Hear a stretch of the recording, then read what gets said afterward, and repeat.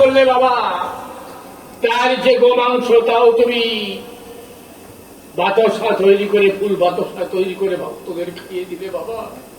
আমরা সেই প্রসাদ গ্রহণ করে ধন্য হয়েছি, কিন্তু তার ভাইপো ভাতিজা এই দিনে বোবা, তাকে একটু কৃপা করো, একটু কৃপা করো বাবা, একটু কৃপা করো।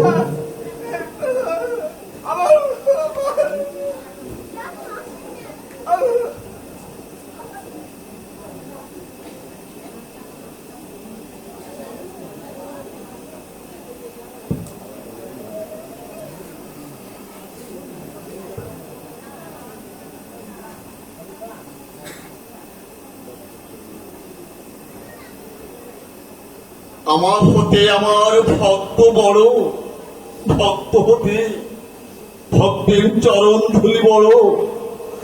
রজমালী, এখানে যে সকল ভক্ত বৃন্দ আছে সকলের চরণ ধুলি এনে তোর এই ভাইয়ের কণ্ঠে মাখিয়ে দে। দেখবি পাবে পাবে।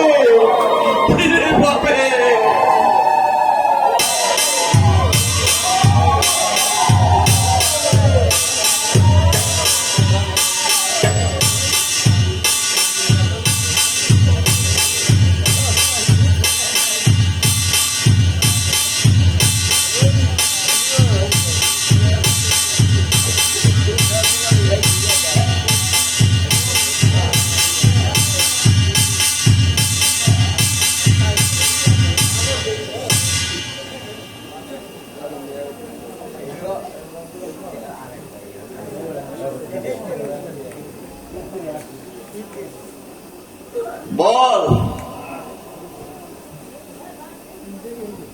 আমার সঙ্গে বল, হরি বল, হরি বল, হরি বল।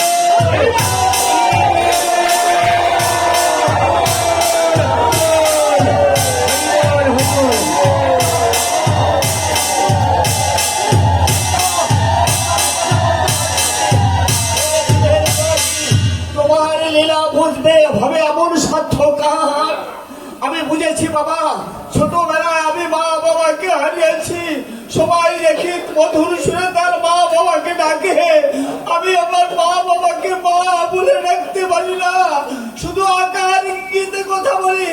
হে দিনের দরদি, আমরা দেখতে পেয়েছি আজ তোমাকে পরীক্ষা করার জন্য আমরা যে গোমাংস নিয়ে এসেছিলাম সেই বাতাসা হয়েছে, সেই গোমাংস হয়েছে বাতাসা।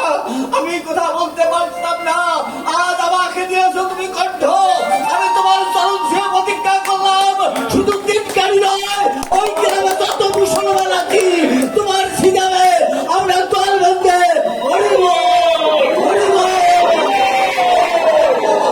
হরি বল, হরি বল, হরি বল।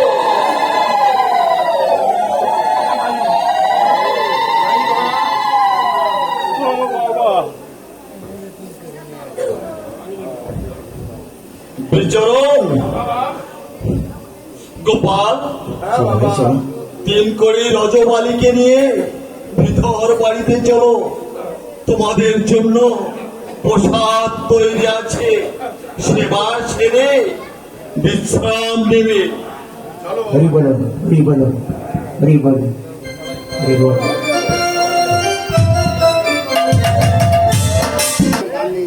তুমি তোমার এই গান নিয়ে থাকো, আমার ভাগে যা হয় হবে। তোমার খুব কষ্ট হচ্ছে মাধবী? পারি তো দরদি, স্ত্রী মন বুঝে চলতে না পারলে মাধবী, এই চোখ রাঙিয়ে আজ আর মাধবীকে চুপ করাতে পারবে না। তুমি আমাকে ভুল বুঝো না মাধবী। না না, একটুও ভুল নয়। নারীর জীবনে চরম সার্থকতা হচ্ছে মাতৃত্ব।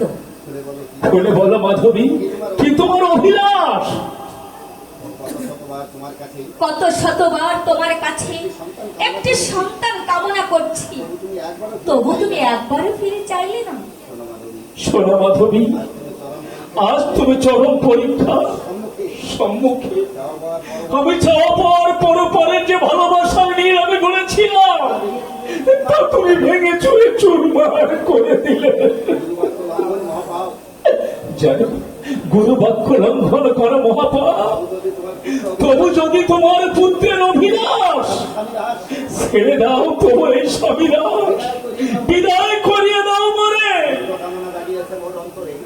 পুত্র কামনা জাগিয়েছে মোর অন্তরে, পুত্র চাই আমি, পুত্র চাই বংশ রক্ষার তরে। মাধবী, মাধবী, তুমি তুমি এখনো ভেবে দেখো, পুত্র চাও কি স্বামী চাও? শিবরীর পথে পর মন দাও, পুত্র রূপে হরিকে চাও, পাইবে জন্ম জন্ম তবে। এই বর্তমানকে উপেক্ষা করে অনাগত ভবিষ্যতের প্রতীক্ষায় আমি নই। ও পাপি হচ্ছে নারী, নারী হলো কাল, আল্লাহ কেটে খাল, কামিনী কুম্ভীরি। শোনো মাধবী, তব গর্বে হইবে একটি নন্দ, বংশ রক্ষা হলো বটে। বলি আমি অকপটে, শেষ হয়ে গেল আমার জীবন। বংশ রক্ষা হয় সৃষ্টির বিধান, তাহে তুমি বলো কেন তেজিবে জীবন। মাধবী, জানো মাধবী, যে দেহ নিয়ে আমি শ্রীধামে যেতে পারবো না, সেই নশ্বর দেহ রেখে কি লাভ? তবু তোমার বাসনা আমি অপূর্ণ রাখবো না মাধবী। অত্যবশ্যই অবসরে করিয়া বিহার, কল্লপ্রাতে বিদায় হব জন্মের মতো, জন্মের মতো।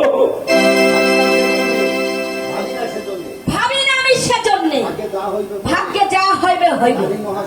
নারীর মহাশক্তি ধরে ব্যক্ত চরাচরে, এই ব্যক্ত চরাচরে।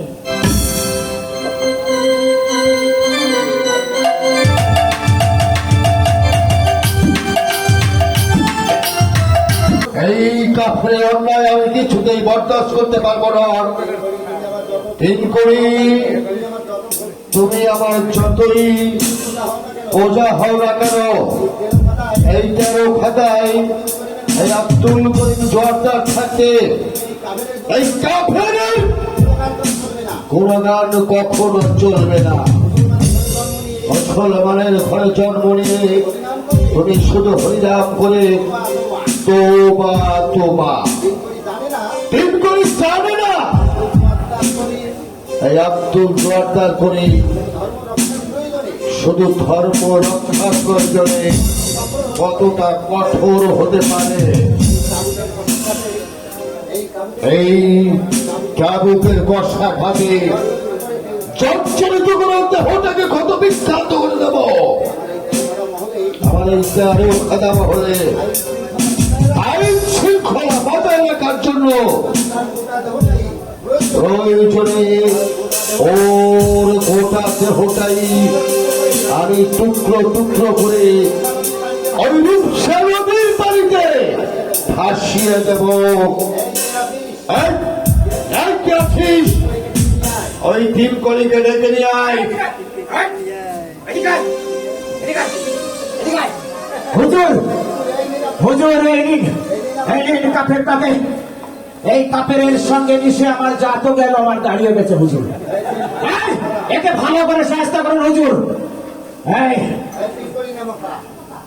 এই তিন কলি, এই প্রমুখা, তোর বিরুদ্ধে যে অভিযোগটা এসেছে এটা কি সত্য? আলম্পনা সত্যকে মিথ্যা বলে ঢাকা দেওয়া চায় না। তাহলে সত্যি তুই কাফেরের মরা পুরানো হরিনাম করিস? হুজুর, আমি নিজের চোখে দেখে এসেছি। ও আমাকে কায়দা কৌশলে দলে নিয়ে আমার জাত শেষ, আমার দাঁড়িয়ে শেষ হুজুর। ওকে ভালো করে শাস্তি করুন। আমি আছি হুজুর। মানুষ নয়, হ্যাঁ। তবে রে শয়তান!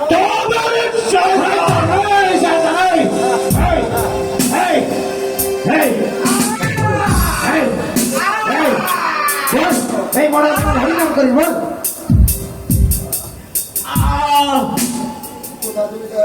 কোথায় তুমি দয়ালের মালিক সাই, যে নামে এই চিতাও চালা চূড়ায় ভববেদী আরাম হয়, যে নামে জীব ভববেদী হাতে পরিত্রাণ পায়, যে নাম মরা পোড়া হতে পারে না হুজুর। আল্লাহ আল্লাহ মরি তো এক হুজুর, বসার বেলায় পাক হুজুর। বেয়াদব কাফের! বল, বল বেঙ্গল বল, তুই আর এর কি প্রমাণ পেয়েছিস? বল! আমি আমি ওরা কান্দি মতুয়াদের ঘৃণা করতাম হুজুর। একদিন মতুয়ারা বারুনির বেলায় টঙ্কা কাশি নিশান নিয়ে হরি নাম করতে করতে শ্রীরামরা কান্দি যাচ্ছিল। এই দাদা, তোর কি হয়েছে রে তুমি? আমার ফুটি ক্ষেতের সব জালিগুলো মরে যেত, একটা ফুটিও হয় না। আমি পতুয়াদের পথ রুদ্ধ করে বললাম, কি বললি? বললাম কি বললি বল? এই হরিনামের কি হয় তা আমাকে বলে যেতে হবে। আমার এই ফুটি ক্ষেতের জালিগুলো সব মরে যায়। তোমাদের হরিনাম যদি সত্য হয় তাহলে আমার ফুটির জালি খাতগুলো মোড়াগুলো চালি করে দেবে। তখন দলপতি বলল, ভোরবেলা হরিগুরু চাঁদের নাম নিয়ে মরা চালির গায়ে হাত বুলিয়ে দিয়ে আরে কোনো চালি মরবে না। তবে একটি কথা, সবচেয়ে এই ক্ষেতের বড় ফুটটি শ্রীরামরা গান্ধী ঠাকুর বাড়ি দিয়ে আসবে। এই কাফের, তাতে কি ফুটি হয়েছিল? হয়েছিল হুজুর।